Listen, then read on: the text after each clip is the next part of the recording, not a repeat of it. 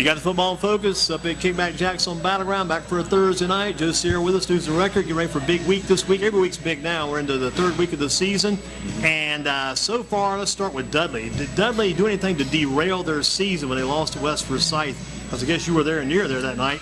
Saw it. I was actually over in Moxville for Page and Davie County, but from what I've seen, the little clips on Huddle and people I know who were there, they got pushed around a little bit, the Panthers, and that's uncharacteristic for them. West Forsyth's a good program, a lot of depth, and they wore down the Panthers. That Dudley with all that size up front, when those guys have to be out on the field for 3/4 of the snaps in a game, it's going to wear them down, and that kind of happened.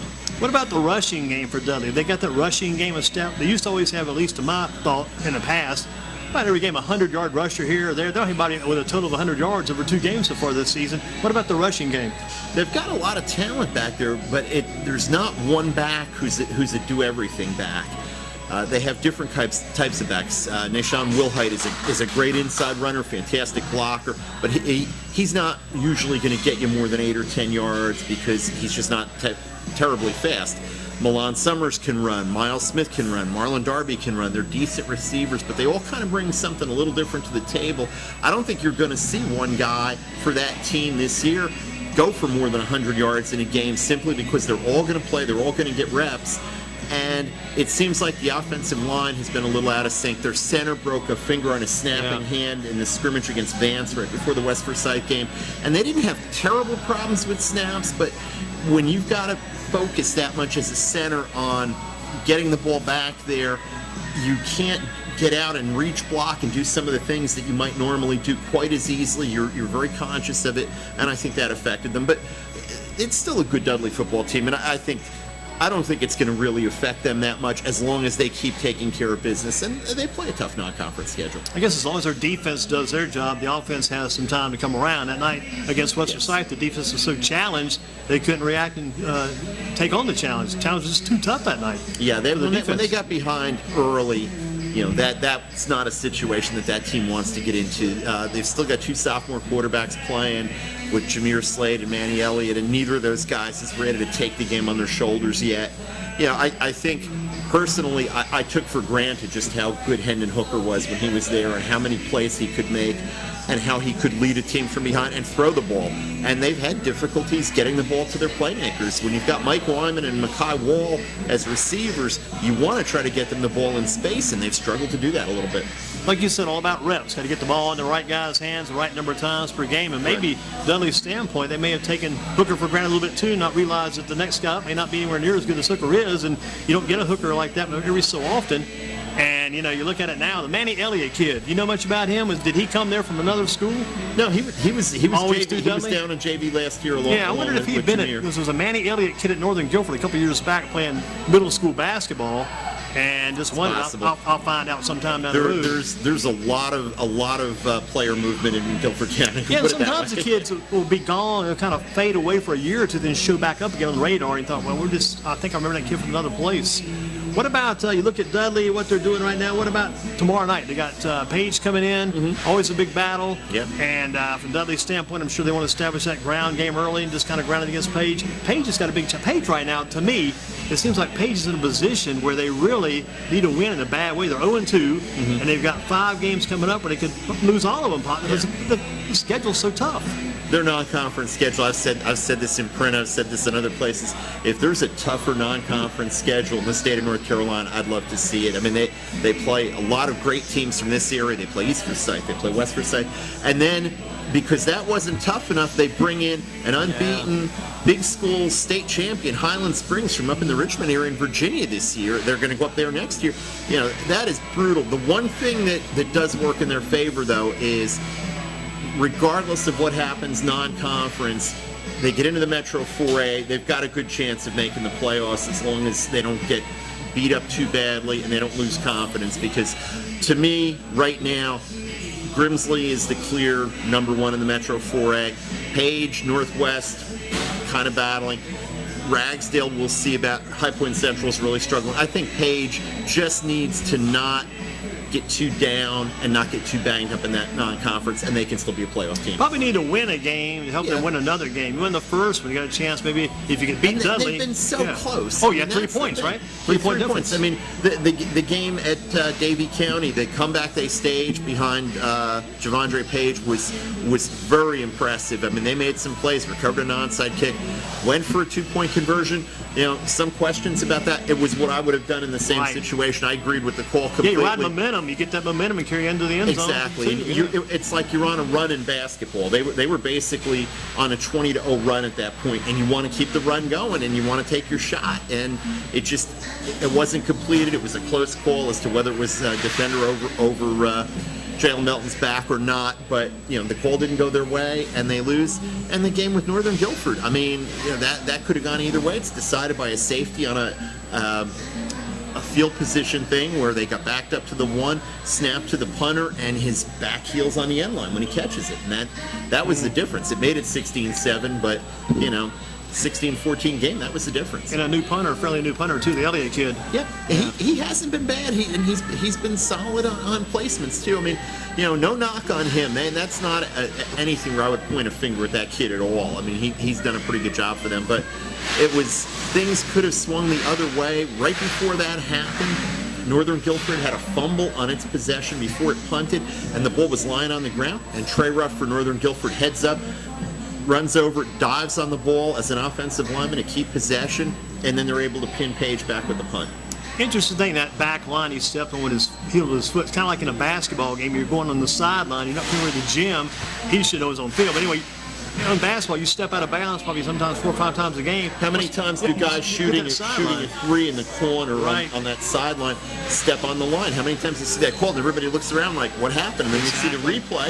Right. And when the player shifted his foot back a little bit to lean, steps on the line. What about Javondre Page from Page? What about his condition this week? We'll see. I mean, he left the game in the second quarter. I think he had gotten about 9 snaps on offense, went into concussion protocol. Some in practice earlier this week, not in pads, just doing a few things, and looked sharp. Didn't look like there were any problems, but you've got to be careful with concussions. And I would never, advocate anybody, even at the NFL level, risking anybody's health or something like that.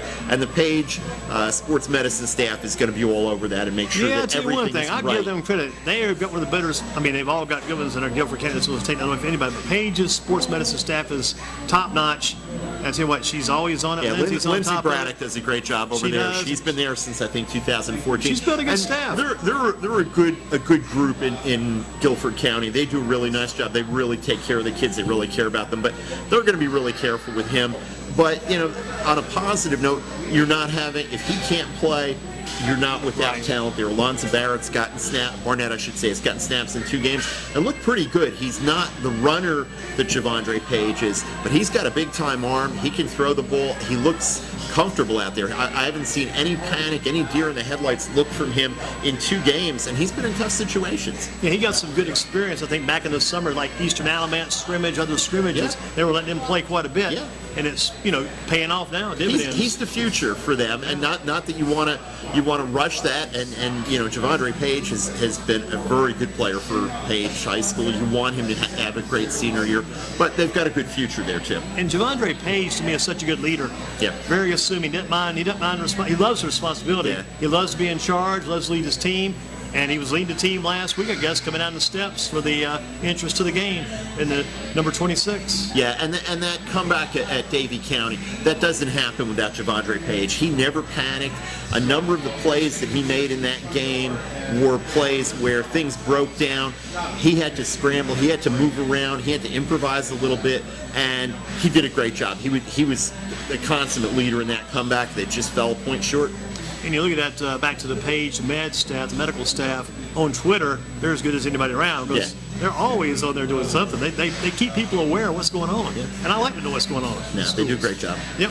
What about Page and also Dudley? I mean, You got your picks. Have you made your picks already? You guys already posted Oh, yeah. those? Yep. Yeah, was that up today on the website? Yes, sir. Who'd Yep. you pick? HSExtra.com. I've got Dudley 27-13, and my unindicted co-conspirator Spencer Turkin had Dudley 28-14. So we're really close, and we don't look at each other's picks. We put them in and then see where we stand. But I think you got to go with the home team in a game like this. I think home field is worth something, and until Page gets that win, you start to wonder about are they going to think something's wrong and we can't get over the hump. Once they get that first win, as you said earlier, I think they'll be fine, but it's going to be tough. I noticed your scores. You had that listed on the website today, too, the difference in the game the past week. There have been some close ones. There have been some of them lopsided, but there have been some very close games this series, too. Yeah, the game, I believe, was 2016, 23-22.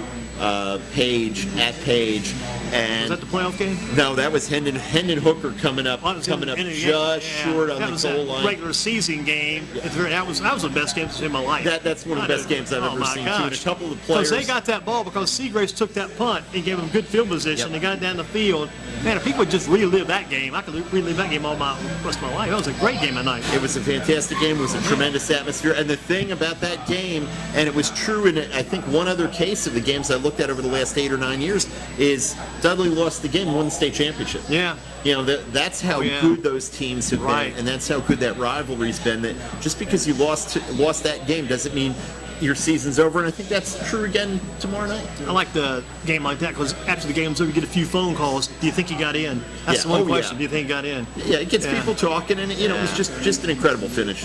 And again, like we said, a lot revolves around and moves around Dudley and Page and Grimsley, because Grimsley being 2-0, very good start for them. Both games, they've really left no doubt in those victories. They've done well in both. I think the first half last week, they may have started a bit slow against Asheboro, but I was able to catch some video of Coach Brown's halftime talk, and he told his guys what they needed to do, and they went out and did it in the second half and left no doubt again. Yeah, I mean, they're rolling right now. It's kind of the opposite situation of Page. They don't believe anyone can beat them right now. They're very confident. Some of that's built off the improvement they made last year, getting the first playoff win since 2011. I think they're still riding last season's momentum. I want to see what happens with that Grimsley team the first time that they're really challenged. It could be tomorrow night. It could be tomorrow night, and it may not be until they play defending state champion Easter Side. But they're going to be tested well before they get into the conference. They've got a decent non-conference schedule too. And as you say, it might be tomorrow night. We don't really know what this Eastern Guilford team has. It depends on how they handle Kamel Smith, because Kamel Smith has come out strong at the beginning of the year too. He's got experience. Had last year, learned all those things as a sophomore. He's a junior now, right? And he made some big throws last year. The first possession against Page, they came out and he hit some 45 or 50 yard in the air strike for a touchdown to start that game on their first possession, and he made it look effortless. He's got a big time arm, he's got good size, he can move around. He's not Dominique Graves or Bryant Barr like they had a few years ago, where they're maybe a better runner than a passer. He's much more a passer than a runner. But I think the key there is Grimsley's run defense has looked so strong that if Eastern Guilford can't establish the run, can't establish Hezekiah Newby and some of the other guys they've got on the ground, then Kamel Smith having to throw is different than Kamel Smith throwing when he wants to. Yeah, he's ready to throw. Otherwise, some guys are being pressed into throwing issues. They can't handle it then. Well, and it's just a matter of when that defense, when Travis Shaw and Sincere Burnett, Quentin Williamson, and some of those guys can pin their ears back and just go after the quarterback, it's going to be a rough night for Eastern Guilford's offensive line if they can do that. Eastern Guilford has to be able to run the ball at least a little just to keep the defense honest. Yeah, when coach on the defense tells Travis Shaw to get his hands up, he puts his hands up, he's twice as tall as some of the guys on the offensive line, because at 6'6", 305, I mean, this guy's unreal. And he's got that athletic ability that we've seen on the basketball He can move court. around. Great footwork, and he just has an infectious attitude. He just loves. He seems to smile under football. pressure. Oh yeah, people he just loves he's got that being grin. out there. He's got that grin. And the rest of the team feeds off that. And that's feeding off of a sophomore now? A sophomore. Yeah, that's unreal. But you look at him and he's a grown man. He's got the size. And he sets the tone with his play for them. And it's good he's doing that now too. It's a good time to be doing that, because that could really build the next couple of years. Could really, But right now, the senior, Chris Ellis, and the senior Quan Nora, they really set the tone for that offense. Yeah, but you can trust Nora. Put that ball in his hands, you expect to get 5 or 6 yards per carry. He's got size. He's got some speed. The offensive line for Grimsley's gotten better each year. The strength and conditioning program, this is year 4 of them with Darryl Brown. That's starting to really show. They've come a long way. I mean, everyone who's seen them over the last few years can see the improvement that they've made. It's just a matter of how big a leap they're going to make this year. They're going to make a leap even from last year. It's just a matter of how far that leap takes them. And you look at Nora, you look at Zealous, they've got the kid Mayo. He's quite an athlete too, because he had an interception. He stopped that Northern drive, which probably was a big-time game changer. Oh yeah, definitely shifted the momentum on their first possession. Yeah. And then he caught a touchdown pass later. Then he kind of gets quiet after the Friday night game. Saturday, Nora and Zealous take over on that combo day. And you look at Eastern Guilford, they've got the newbie kid in the backfield. So we talked about earlier about Smith need to run. If Newbie can get some yards, they'll take a little more pressure off Smith too. They can change that game up a little bit and kind of catch you off guard. Don't have to be prepared for the pass because they may run.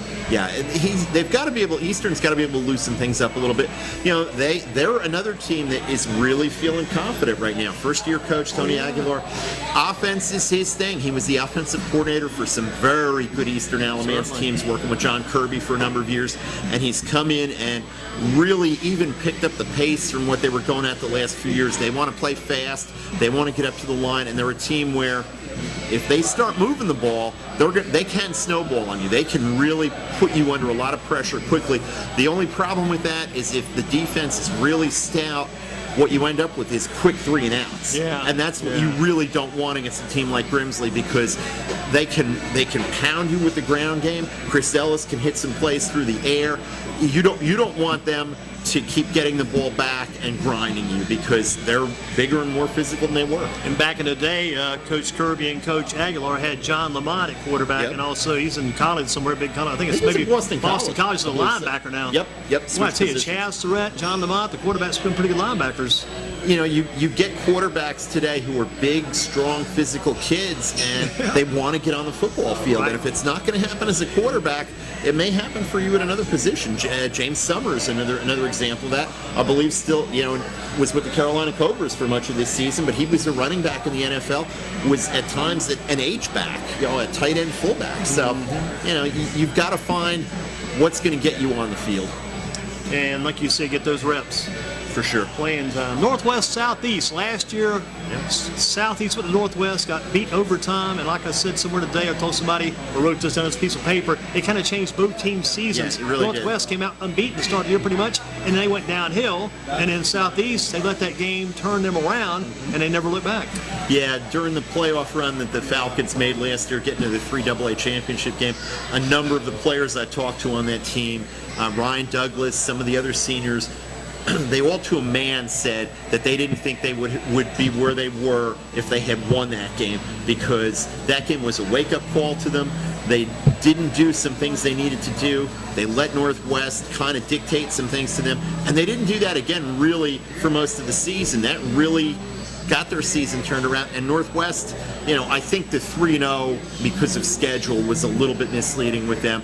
Obviously a great win over Southeast, but if they beat Southeast again though, they're 3-0 again this year. Yeah. And they're very young this year. Last year they had some experience. They had some seniors. If this team gets off to a 3-0 start with the young guys that they have, that's going to really give them a lot of confidence and really help them build for the next couple of years, because Kevin Wallace has a lot of freshmen and sophomores who are up with varsity and contributing. A lot of juniors on that Northwest team, freshmen, sophomores. And interesting, too, because you've got Austin Hooker, who left Dudley, went to Ragsdale, starting quarterback. You've also got the young kid, Walter Kuhlenkamp, who left Northwest. They used to start for Southeast. Yeah. The injury to Zion Fleming didn't help their foot injury before the season, but Kuhlenkamp was giving him a run even before that. He's obviously got great size. He's about 6'4", 200, 205. He's a big kid. He's got a big arm. And the practices I've seen with him, unfortunately, I haven't gotten to see Southeast in a game. They were at Scotland Open, and then last week they were playing Oxford Webb, kind of, not not a marquee game, so I haven't seen them in a game yet. But in practices, he seems like he's got their system down pretty well. He's confident. He seems like he's starting to take a leadership role. You know, they lost a lot to graduation, the Falcons did, and I think the question for them is finding playmakers to replace some of the guys they lost. And Ryan Douglas was such a leader on that team. Chad Stevens, Trey Caldwell. I mean, there was so much senior leadership on that team. That is hard to replace. Not that they don't have some talented guys. Jalen Fairley's a very good running back. Off to a little bit of a slow start because the line is kind of finding their way, but he's back. Jonathan King on both lines is a big-time player. There's some talent there still. You know, there were a lot of guys to watch on that team, but this is a big game. I think, as you say, this could be a game that kind of sets the tone for both teams and where they're going to go. And Northwest has this new kid, don't know much about him, Cassidy at running back, who's doing pretty well to start the season. He's got I believe 7 touchdowns already, 6 on the ground and 1 on returning a block punt. Got to be leading the area in scoring at this point, but you know, he was struggling to find room to run in the Grimsley Jamboree I saw, but I think some of that was the struggles with the line up front. But hey, you can't argue with his results for 2 games. I believe he's at 268 yards and 6 rushing touchdowns. Obviously, Southeast is going to want to key on him, make them throw the ball a little bit. And you look at Ragsdale at Northern, that could be an interesting game too. Both those teams, I think, are 1-1 now, and that's a pretty good battle shaping up there. Who'd you pick in that one? I like Northern partly because they're at home, and also because I think the way that they beat Page last week on the road is going to be a big lift for that team. I think they were a little shaky after the way that they lost 34-0 to open the season against Grimsley. It's hard to believe the change they showed in just 1 week. It happens. And I think that the fact that they stuck together after that win and went on the road and won. That was a big character test. I think that's going to really give that team a lift. And coming home, they've been on the road for 2 weeks. This is their first home game. I think they're going to be tough to beat at home. And Ragsdale, you know, you wonder how much Dudley took out of them physically last week. And you look at the Northern being at home, they always have a good fan base. When they're winning, the fans turn out like crazy out there. Even when they've struggled a little bit, and struggling for them is, you know, not struggling for a lot of people. The tradition of success there is tremendous, but I think that's become a pretty solid program with Eric Westberg. He's been given the time to make it his program. This is the biggest senior class he's had since he's been there. A lot of leadership, a lot of good kids. And they won at Page last week without one of their better players, 2-way lineman Jacob Barlow. He was hurt. Don't know if he's going to be ready to go this week, but Trey Ruff really had to step up and play big snaps on both sides of the ball, and he did that. He had 2 sacks. He had that key fumble recovery on offense. That's what senior leaders do, and that's the kind of team that they have. And you got Northeast and Southern Guilford, pretty good matchup there because Southern Guilford's got a win under the belt, which is big, and Northeast has a win and all ready to battle. Yeah, I think that's 2 teams that I think we're going to find out something about on Friday night. I think Northeast saw last week against Smith. They can run the ball. They've established that run with Hester in the backfield. Big back, too, bigger than I thought he would be as a junior, Trevon Hester. And a quarterback, Patterson, instead of Wilson. For some reason, Patterson's back there, but he looked fairly. Zeke Nicholson's one of my favorite receivers. Yeah. Little Zeke Nicholson can get open. His teammates call him Zeke the Freak because of his athletic ability and just how exciting and multidimensional that kid is. He can do a lot of things on the field. There was a kid, I'm drawing a blank on his name, for Western Guilford the last year or 2, little running back, quarterback. Sockeye did a bunch of things for him. Zeke Nicholson reminds me of him a little bit, but I think that the question with Southern Guilford was last week's game against Providence more of a fluke, or are they back? Miles Crisp, a good quarterback though, and he's got some experience. That should be an interesting matchup. He's got good size too, pretty big kid. Yeah, big kid. You got Andrews at Smith. Andrews could really come in and mess somebody up if they wanted to. They put some big numbers up so far. Yeah, I covered their opener when they played McMichael, and they are a strong, fast team. They've got a lot of kinks to work out in terms of penalties. That first game that they played against McMichael, 25 penalties between the 2 teams in the first half, 36 for the game.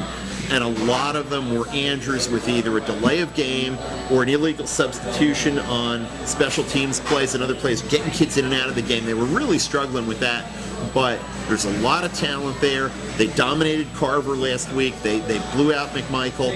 I could see them beating Smith, and the Pac-7 2A, other than Randleman, is pretty wide open. And Andrews got picked 4th in preseason. So areas, I think they can be much better than that. I like them to maybe finish second or 3rd in that conference, but a really good bounce back here. First season with Mitchell Jenkins as the coach.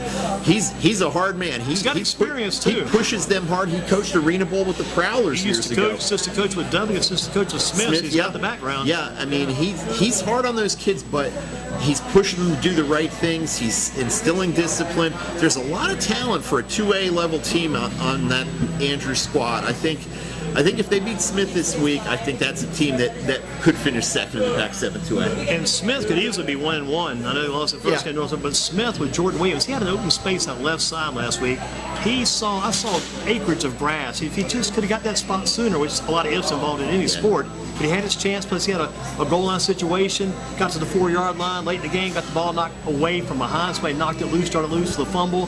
They were that close. And Williams, if he could get everything right, he could lead his team. It's going to be a lot of him to try to get it done too. Yeah, he's a tremendous athlete. Really good basketball player for the Golden Eagles. He's an experienced quarterback. It's his team this year, and this is a game where if he really steps up, they could beat Andrews, but we'll see. I like what I saw from Andrews in terms of personnel, a stable of good running backs. Genoa McKeever, the quarterback, was a state champion in 2A in the 200 and 400 in track. Kid can fly.